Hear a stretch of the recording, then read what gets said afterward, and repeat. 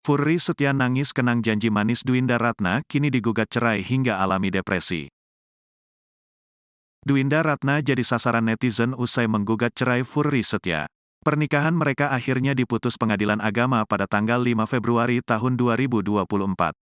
Furry Setia mengaku sudah berpisah dengan Dwinda sejak November tahun 2023, dan menyarankan mantan istrinya itu untuk mengajukan gugatan.